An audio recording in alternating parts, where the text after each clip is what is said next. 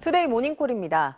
트럼프 미국 대통령의 관세 정책으로 세계 경제 불확실성이 이어지는 가운데 국제 금값이 한때 온스당 3,500달러까지 치솟으며 사상 최고가를 경신했습니다. 이제라도 금 투자해야 하나, 너무 늦었나 고민하는 분들이 있을 텐데요. 김정은 자산관리 전문가에게 자세한 이야기 들어보겠습니다.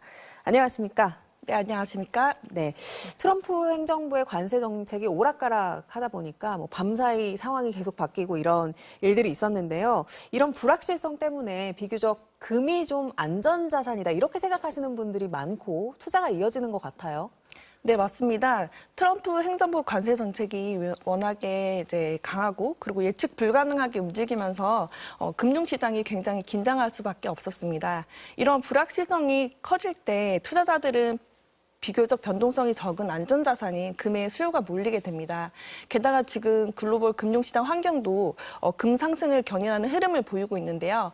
무역 분쟁이라던가 그런 지정학적 리스크 등 다양한 요인이 복합적으로 작용하면서 금값을 상승을 견인을 하고 있습니다. 네, 올 초부터 상승세를 보인 금값이 이제 천장을 뚫었다가 또 최근 금값이 조정이 되기도 했잖아요. 안전자산이라는 인식에 비해서 좀 변동이 있는 것 같거든요.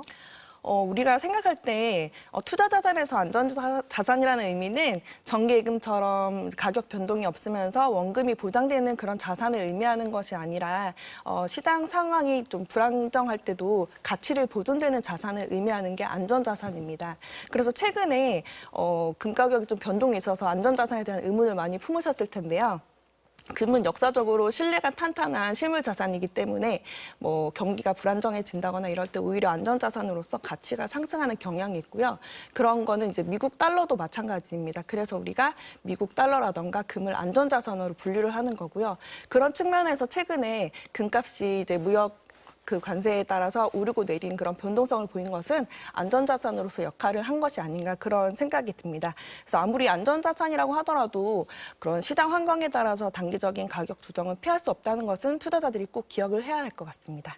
네, 이제 최근에 미국이 상호관세 부과 시점을 유예해서 변동성이 생겼다 이렇게 분석하는 시각이 있는데 이제 상호관세 유예 기각이 끝나면 7월이 되면 금값이 또 크게 변동이 될 것이다. 이런 예측에 대해서는 어떻게 좀 전망하세요? 네, 충분히 가능성이 있다고 생각합니다. 지금 7월이 되면 상호 관세 유효기간이 끝나는 시점이라서 금값이 다시 크게 출렁일 수 있을 것 같다고 생각이 들고요. 특히 관세 부과는 글로벌 무역 둔화, 경기 침체로까지 이어질 수 있기 때문에 그때 다시 투자자들의 그런 자산이 금으로 몰릴 수 있는 환경이 마련될 수 있다고 생각합니다. 하지만 반대로 협상이 잘 진행돼서 원만히 해결된다면 단기적으로 이제 금값이 좀 숨고르기에 들어갈 수 있지 않나 이렇게 예상도 되거든요. 그래서 7월은 금값 변동성에 있어서 굉장히 중요한 달이라는 생각이 듭니다. 미국의 관세 정책 말고도 또 금값의 가격을 좀 자극하는 변동 요인이 있다면 뭐가 있을까요? 금 가격은 굉장히 다양한 요인들에 의해서 움직이는데요. 크게 세 가지로 조금 요약을 해볼 수 있을 것 같습니다. 먼저 이제 인플레이션입니다.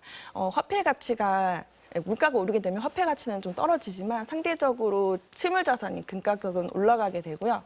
두 번째는 이제 달러 가치 하락입니다.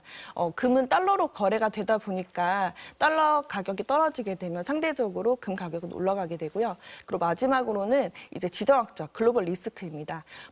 전쟁이라던가 금융위기 그리고 정치적 불안등 같은 이벤트가 발생이 되면 금 수요가 몰리면서 가격이 올라가게 되죠. 어떤 한 요인만 보고 이 가격 예측을 하기가 좀 어려울 것 같아요. 일반인들 입장에서는. 그래서 네. 앞으로 더 오르냐 이런 궁금증을 가진 분들이 많을 것 같은데 골드만삭스는 내년에 4,000달러까지 상승할 거다 온스당 이런 전망도 내놨더라고요. 전문 위원님께서는 어떻게 전망하시는지요? 네, 골드만삭스가 내년 금값 전망을 4,000달러까지 본다 이런 전망을 냈더라고요. 이것은 아마 제가 앞서 말씀드렸던 여러 가지 다양한 그런 요인들이 다 반영된 값이라는 생각이 들고요. 물론 시장에는 늘 변수가 있긴 하지만 큰 추세에서 금값 상승이 이어질 거라는 그런 요인은 아마 좀 변함이 없을 것 같은데 하지만 지금 금값이 굉장히 비싸다 이런 의견들이 많잖아요. 그러다 보니까 차익 실현을 위해서 단기적인 조정은 있을 수 있다고 생각이 듭니다. 하지만 이것이 금값 상승 종료를 의미하는 것은 아닐 것 같고 오히려 하방 지지선을 이렇게 견고히 다져가면서 상승 추세를 이어갈 것으로 생각합니다. 예. 앞으로 그러니까 단기적으로는 조금 조정이 될 수도 네. 있지만 그래도 추세적인 단기적으로는 오를 수 있겠다 네, 이런 맞습니다. 말씀이셨는데 사실 우리나라에서도 얼마 전 골드바 품귀 현상까지 있을 만큼 이 금 투자가 열풍을 불었습니다. 그래도 좀 주의해야 될 점이 있을 것 같거든요. 네, 금은 올해 들어서 30차례 이상 그 사상 최고가를 경신을 했는데요. 비싼 가격에도 불구하고 이런 다양한 거시 경제 요건들이 계속 수요를 끌어당기고 있는 것 같아요. 그런데 이제 투자 쏠림 현상이 심화되면서 과열되었다 그런 우려도 있는 것이 사실입니다.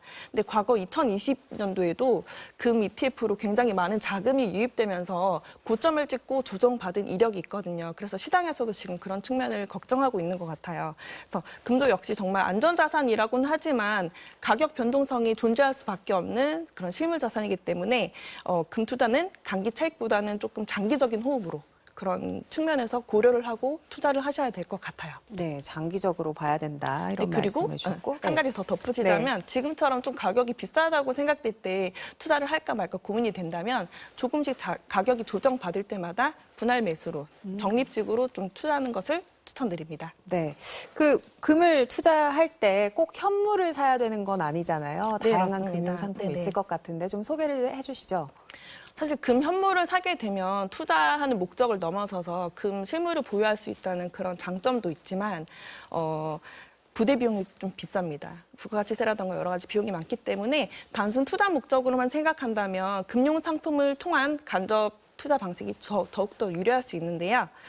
금 펀드나 ETF를 통해 금을 투자하게 되면 환 노출 여부를 직접 이제 선택할 수 있는 장점이 있어요. 그래서 내가 금 가격 변동성뿐 아니라 달러가 앞으로 좀 올라갈 것으로 예상되는 그런 기대를 가진 투자자라면 환 노출 상품을 선택을 하면 더욱 유리할 수 있습니다.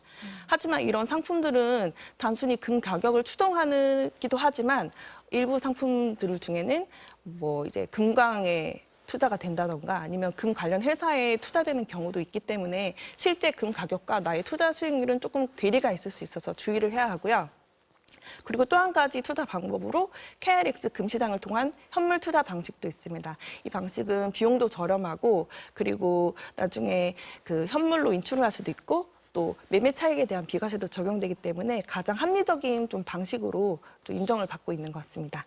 알겠습니다. 오늘 자세한 설명 감사합니다. 김정은 자산관리 전문가였습니다. 네, 감사합니다.